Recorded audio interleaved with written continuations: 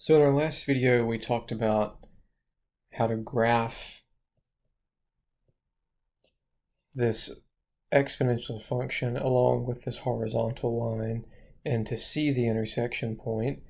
We also talked a little bit about the table. I want to return to that idea of the table for a moment and explain what's going on in this particular slide, since this departs just a bit from what I did. When I graphed this and I was looking for my window, I just went straight to the table and I didn't mess around with changing these values.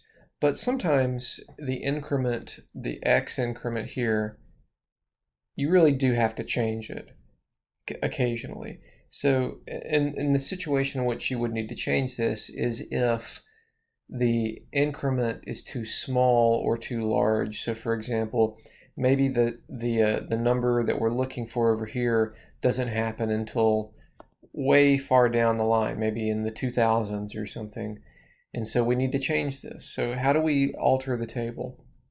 Well, let me show you.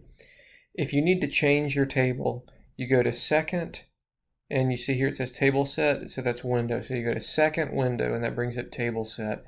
And then you can start, with these commands, you can start the table wherever you want, and you can go in jumps or increments of whatever you want. So if I wanted to start the table at, say, 100, and go in increments of 5, so it would be 100, 105, 110, then this would do it. And so now if I go to the table, look what it will do. It'll start at 100 and then jump up in those increments.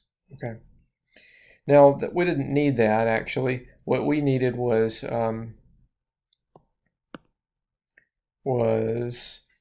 increments of just 1 or 5, and that in this example we started in increments of 5.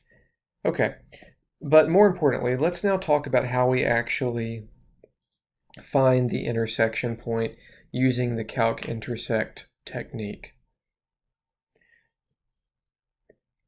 Okay, so the calc intersect technique is explained in this slide that you're looking at now. And you can sort of pick it up right here. Okay. Since we've already done this, so let's start here. So I will do this, I will actually just do this in the calculator as we move forward. I'll move over here. So the first step, enter second trace, which brings up the calc menu. And then you scroll down until you get to intersect, which is number 5. Hit enter. And then this is going to ask you for first curve. And you want to make sure that your cursor is just clearly on one of these two curves. I'm calling this line a curve too, by the way. So there it is. It's on the exponential. That's fine. So I hit enter. And then the second curve, what you're looking for here is to make sure that the cursor has actually moved to the other line or the other curve that we're interested in finding the intersection. And it did, you see. And so I'll hit enter again. Now it's asking me for a guess. And what I need to do here is move my cursor until I get to what I think is the guess, or is the intersection, which is about there. And just this is approximate. And then you hit enter again. And then the calculator will actually find the intersection exactly. So remember, I hit enter 3 times, and you're not done until it actually says intersection. And there it is, 12.67 approximately.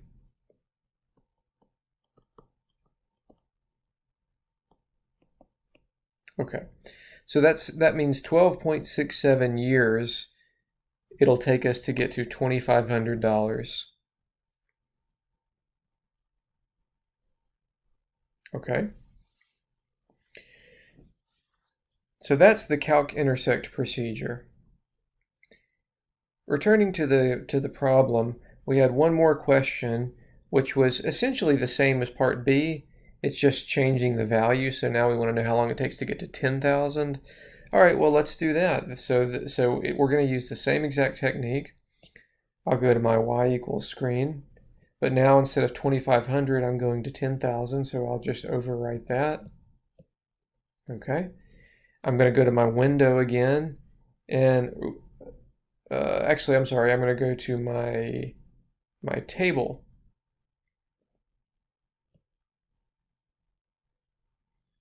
In this case, I think I will start at I will do table set. I'll start at time 0, and I'll go in jumps of 5 just to kind of speed things up. And now let's go to the table and check it out. And you can see here, what I'm looking for is for column Y1 to equal column Y, meet or exceed, so to pass it.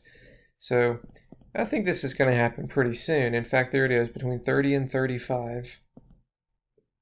So that tells me that my xmin and xmax needs to include this domain. So now we can go back to the window, and let's change this to 30. And I'll change xmax to 40, and then I'll do zoom fit. And now I should get a graph that I can actually see the intersection.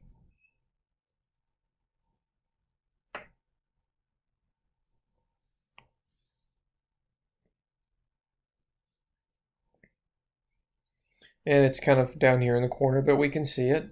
And so let's now go to second, trace, calc, scroll down to intersect.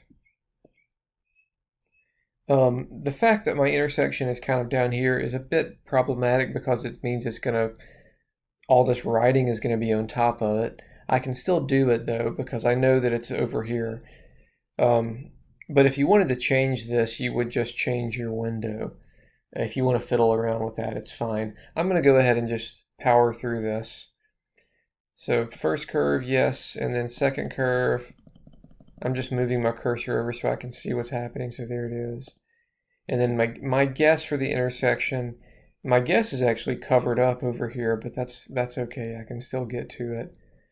I'm just roughly gonna say it's about in there somewhere. And then let's hit enter. Now we might have a problem because it looks like the intersect is actually going to cover.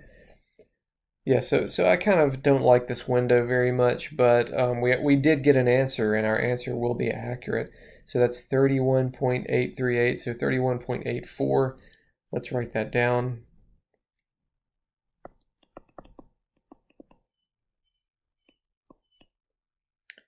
And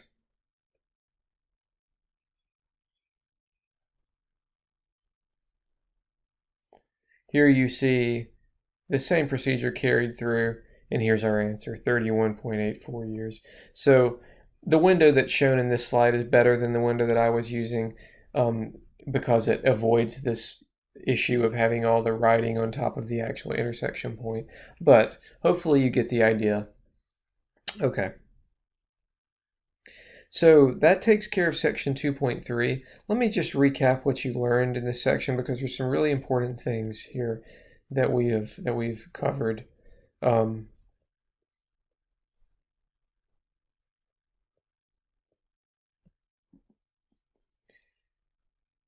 We discussed calc intersect. These aren't the only things we discussed, but these are two very important points. And we discussed the vars vars procedure. Okay, so when do you use these? You use calc intersect when you have an output given, input unknown. You use vars vars when you have an input given and the output is unknown. That's sort of a rough guide. All right, so that's section 2.3.